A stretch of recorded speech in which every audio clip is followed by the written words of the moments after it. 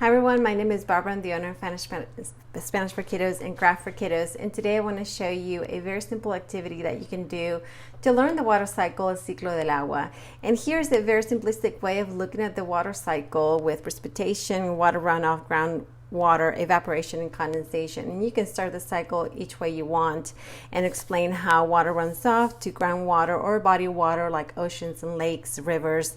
And here's a simplistic way to see precipitation, rain and snow, and then how it evaporates, and of course condensation to form clouds in the atmosphere. So that's a very simple way to do that.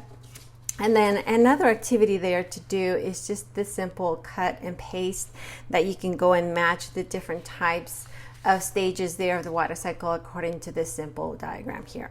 So what I'm going to do is I'm going to use this simple diagram to actually create a bag of the water cycle so you can see what it looks like in action. So one of the things here to do is very simplistically, it's just to start to draw these water waves, or just very simple, simplistic way of seeing the water. And this is just a quart-sized bag that I have here. And if you need a little bit of maybe what could I put on that little bag, is here is a little diagram that you can do. You can hand draw this, or you can use the little diagram that I have here as well.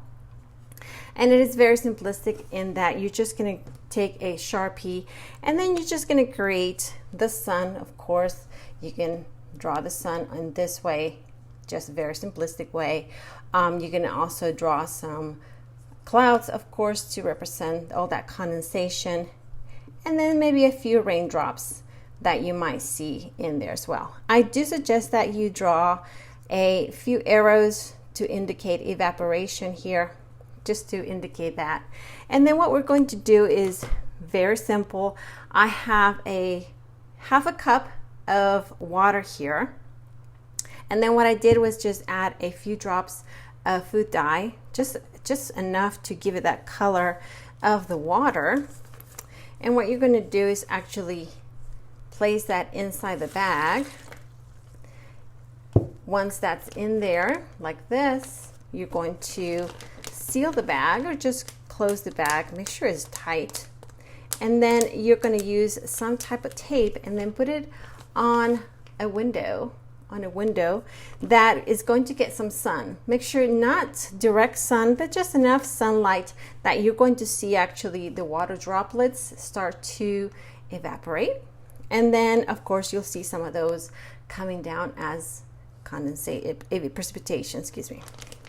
And so you can do that as well. Now if you want to do that, and I'm going to place this just here momentarily. If you want to, and you don't want to draw that, you can actually place this diagram, if you have that hand drawn, and then place it in here as well. And then if you like to, you can put that along with your bag here to indicate which way are those going to go, which way the droplets are going. Are they going up, down?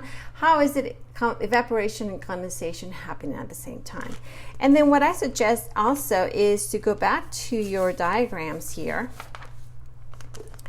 and try to see if you can match these according to what you see on your window. Do you see condensation, evaporation? And then again, you can do that in English and Spanish. So again, very simple way to look at the water cycle. Is a very easy experiment to do.